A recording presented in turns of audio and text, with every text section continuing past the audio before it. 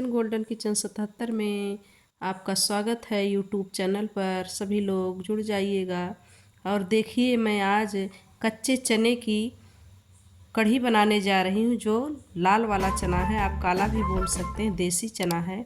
इसकी मैं कढ़ी बनाऊँगी और आप वीडियो पूरा अंत तक ज़रूर देखिएगा। मेरे चैनल पर तरह तरह की रेसिपियाँ पड़ी हुई हैं, आप देख सकते हैं। तो आपके सामने मैंने देखिए कच्चा चना भिगाया हुआ था और 250 ग्राम के लगभग मैंने भिगाया था और ये फूल कर बिल्कुल अच्छे से रेडी हो चुका है। काला वाला चना है, काला भी आप इसको नहीं बोल सकते हैं, लाल वाला है, देसी चना है, काबली चना नहीं है।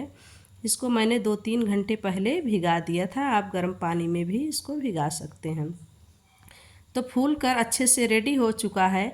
आप दाल की कढ़ी खाए होंगे, कच्चे चने की कढ़ी नहीं खाए होंगे। हर दाल की कढ़ी खाए होंगे, लेकिन भीगा खड़े चने की कढ़ी नहीं खाए होंगे। तो इसी तरह से देख सकते हैं, इसमें जो ख़राब चना थोड़ा है उसको मैं बीन कर अलग कर देती हूँ। आप भी इसी तरह बीन कर अलग कर दीजिएगा। तो अब मैं एक बाउल लेती हूँ, आप देखते जाइएगा मेरा पूरा वीडियो, मैं कैसे एक कच्चे चने की कढ़ी बनाती हूँ। इसको भिगाई थी, भिगा कर और धुली, अच्छे से धुलना भी ज़रूरी है। अब इसको हम पीस लेते हैं। मिक्सर के जार में पीसेंगे, आप सिलबट्टे पर भी पीस सकते हैं। 1 कप पानी डाल दिए हैं और इसको पीस कर रेडी कर लेंगे। अब हम इसमें पड़ने वाले सामान दिखाते हैं। देखिए, 2 पूती लहसुन मैंने छील कर लिया है, 10-15 कली हो गई है, और 4 प्याज ली हूँ। इसको मैं बारीक बारीक काटूंगी। आप चाहे तो चापर में काट सकते हैं, चाहे तो हाथ से इसको आप काट सकते हैं। तो मैं चापर में ही इसको कट कर रही हूँ। हाथ से भी आप काट सकते हैं, ऐसी बात नहीं, लेकिन बारीक कटा होना चाहिए। ये नहीं कि लंबा बड़ा नहीं होना चाहिए, बारीक होना चाहिए। तो मैं छोटे टुकड़े में करके इसको बना लेती हूँ। उसके बाद चाप कर लेती हूँ, छोटा पीस बन जाएगा। आप कभी भी इसी तरह से कढ़ी बनाएंगे। और चने की कढ़ी बहुत ही फ़ायदेमंद भी होती है और नुकसानदायक भी नहीं होती है। आप दाल की कढ़ी तो खाते हैं, लेकिन चना भिगाकर कभी बना के खाइए, इसका टेस्ट ही कुछ अलग ही होता है। कभी भी बना के आप खा सकते हैं। मेरा वीडियो देख लीजिएगा तो आप बना के खा सकते हैं। इसी तरह से मैंने देखिए चापर में इसको अच्छे से कट कर लेती हूँ, बारीक कट कर लेती हूँ। बता दिए कि आपके पास अगर ये व्यवस्था नहीं है तो आप किसी भी व्यवस्था से आप प्याज को छोटे टुकड़े में कट कर सकते हैं, बड़ा टुकड़ा नहीं होना चाहिए। अब मैंने देखिए खड़े चना, जो मेरे पास खड़ा चना था, उसको मैंने पीस लिया। ध्यान रहे चने को भिगाते समय भी धो लीजिएगा और जैसे ही फूल जाएगा उसके बाद भी आप धोकर ही पीसिएगा। तो देखिए, लहसुन और काली मिर्च, अदरक मैंने पीस लिया है दरदरा, और प्याज को भी देखिए कट कर लिया है। और अब हम सारे सामान को बगल करते हैं। एक बाउल लेते हैं। अब हम मसाले को तैयार कर लेते हैं। तो 1 चम्मच, बड़ा चम्मच धनिया पाउडर लेते हैं, और बड़ा चम्मच है सब, 1 चम्मच बड़ा चम्मच हम गरम मसाला, जो मैं राजेश मीट मसाला है वो ली हूँ, और हल्दी पाउडर आधा चम्मच से कम ही लेती हूँ, स्वादानुसार लीजिएगा। और 1 चम्मच, बड़ा चम्मच खड़ा गरम मसाला, जो पीस कर मैं रखी रहती हूँ, मैं बार बार बताती हूँ। और लहसुन, अदरक और काली मिर्च को मैंने दरदरा पीस लिया, उसको भी उसी में ऐड कर लेती हूँ। 1 कप पानी को ऐड करके इसको हम मिक्स कर लेती हूँ। मसाला के हिसाब से आप पानी ऐड करिएगा, जितना आपका मसाला रहे, जितना आपको कढ़ी बनाना, उसी हिसाब से मसाले को ऐड करिएगा, उसमें पानी भी उसी हिसाब से ऐड करिएगा। अब इसको हम चम्मच से मिक्स कर लेते हैं।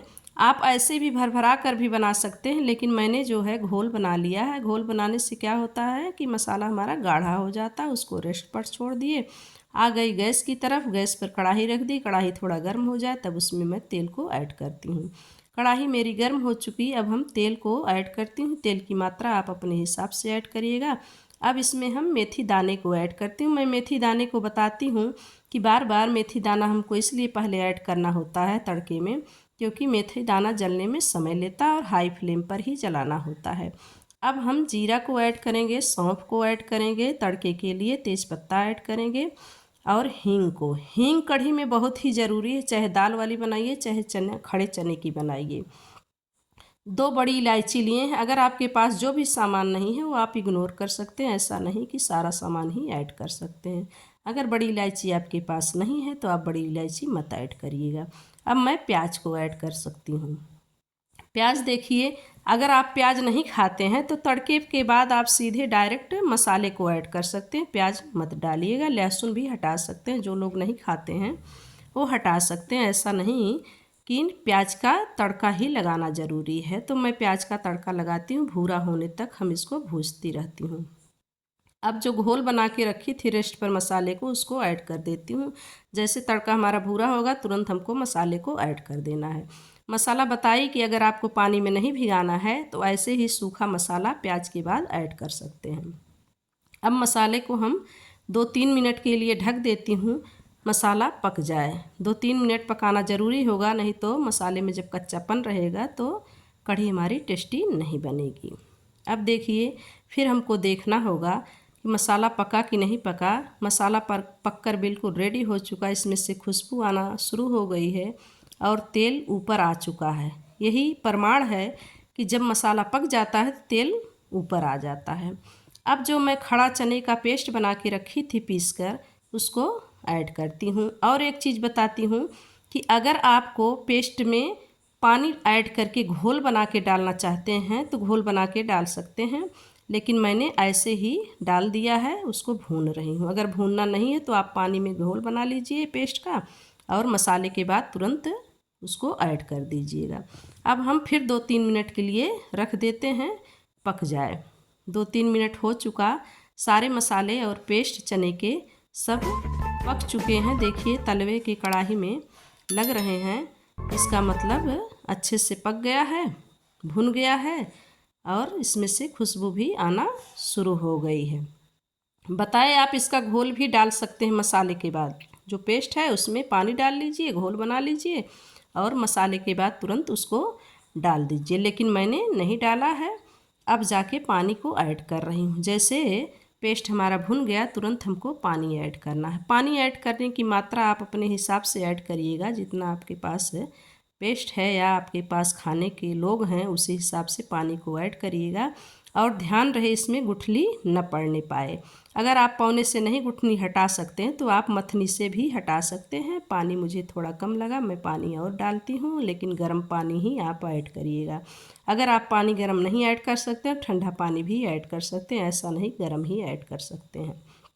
मैंने जो है गर्म पानी ही ऐड कर दिया है और पौने के सहारे से सारी गुठली को तोड़ दिया है।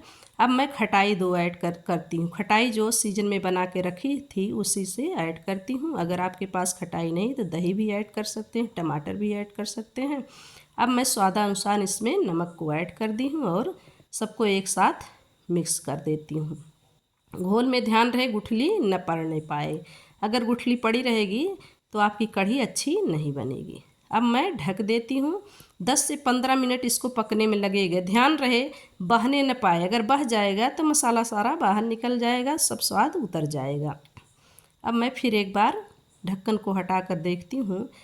देख सकते हैं आप, ढक्कन हटा दी और तेल ऊपर आ चुका है और पकना शुरू हो गया है। बहुत ही टेस्टी ये कढ़ी बनती है। आप कभी भी ट्राई करके देख सकते हैं। कढ़ी जिस तरह से मैं बनाई हूँ, पूरा वीडियो आप देखेंगे तो समझ में आएगा। फिर मैं ढक देती हूँ थोड़ी देर के लिए और बहने न पाए, बार बार मैं कह रही हूँ बहने न पाए। कढ़ाई मेरी देखिए, कढ़ी मेरी बनकर तैयार हो चुकी है। आप इसको चावल रोटी के साथ खाकर एंजॉय कर सकते हैं। मेरे वीडियो को पूरा ज़रूर देखिएगा और चैनल को लाइक सब्सक्राइब ज़रूर करिएगा। अगर मेरी रेसिपी अच्छी लगी हो तो कमेंट बॉक्स में ज़रूर बताइएगा कि मेरी रेसिपी खड़े चने की कढ़ी मेरी कैसी लगी और खाकर आप लोग एंजॉय करिए। थैंक यू, धन्यवाद।